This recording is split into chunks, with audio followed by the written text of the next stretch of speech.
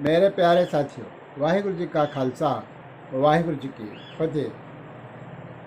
आज हम धन धन साहेब श्री गुरु अर्जन देव जी महाराज की पावन वाणी श्री सुखमनी साहेब जी के जो अष्टपदी चल रही है, 23वीं अष्टपदी आरंभ हो चुकी है। श्लोक का विचार हो चुका है। आज हम 23वीं अष्टपदी की पहली पौड़ी के विचार करेंगे। इस पौड़ी में गुरु महाराज हमें क्या उपदेश दर्शाते हैं। आओ चित्त वृत्तियों को एकाग्र करके कुछ समय के लिए गुरु महाराज का यह पावन उपदेश हम श्रवण करते हैं। वाणी अष्टपदी की पहली पौड़ी इस प्रकार से आरंभ है। संत संग अंतर प्रभ डिठा। संत के साथ जो व्यक्ति है, जिज्ञासु है, वह अपने अंतरतम को देखता है। संत की कृपा से, संत के साथ में, संत के सानिध्य में वह अपने अंतरतम को देखता है और वहाँ पर उसे प्रभु नजर आता है। अंतर प्रभ डिठा, कौन दिखता है?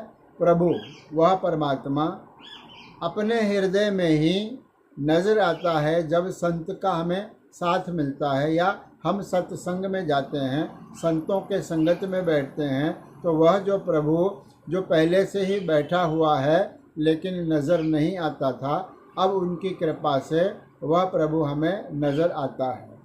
नाम प्रभु का लागा मीठा।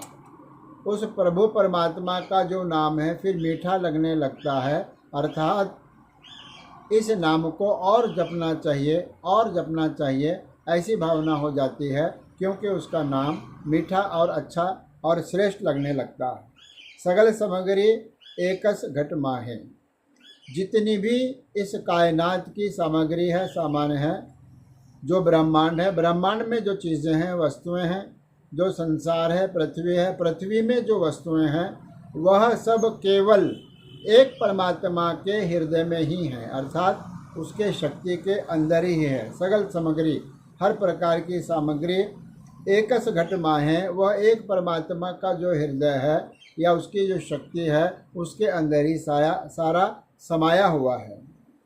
अनेक रंग नाना दृष्टाए। प्रभु तो एक है, लेकिन वो अलग अलग रंगों में नाना अलग अलग प्रकार से दृष्टा है, हमें नज़र आता है। प्रभु एक है, अनेक प्रकारों से हमें नज़र आता है, क्योंकि उसके रूप अनेक हैं। वह परमात्मा एक है, एक ओंकार है, एक ही वह है, लेकिन वह अपने शक्ति के द्वारा अनेक अनेक प्रकार से प्रकट होता है। नौ निधि अमृत प्रभु का नाम। 9 प्रकार के जो निधियां हैं, 18 प्रकार के जो सिद्धियां हैं, वह सब क्या है? प्रभु का नाम है या प्रभु के नाम में समाहित है। प्रभु के नाम के अंदर ही विद्यमान है। क्या? हर प्रकार की रिद्धि सिद्धि, हर प्रकार का जो विचार, हर प्रकार की जो मांग, वह प्रभु के नाम में समाहित है। देही में इसका विश्राम। इसका निवास कहाँ है? प्रभु के नाम का मनुष्य के देही में, हमारे हृदय में, हमारे शरीर के अंदर ही इसका विश्राम है, अर्थात इसका निवास है। नाम प्रभु का है। प्रभु ने कृपा करके व्यक्ति के, जिज्ञासु के शरीर में अपने नाम को बसा दिया है, अर्थात अब उसका निवास, प्रभु के नाम का निवास व्यक्ति के शरीर में है, अर्थात उसके हृदय में है। शून्य समाधि अनहत तह नाद।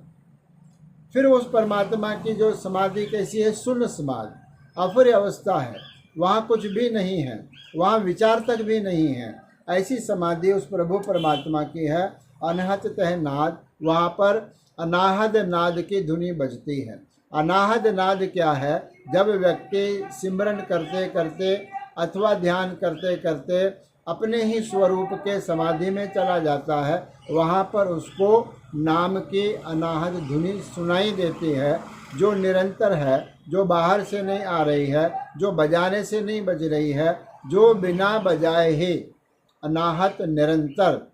आहत का अर्थ है बजाने से बजने वाली, अनाहत का अर्थ है जो बिना बजाए ही बज रही है और सारी सृष्टि में इसकी धुनी आ रही है। केवल सुनाई उसी को दे सकता है जो अपने स्वरूप में, निजता के स्वरूप में, अपने आत्मा में ध्यान करते करते स्थित हो गया है, ठहर गया है।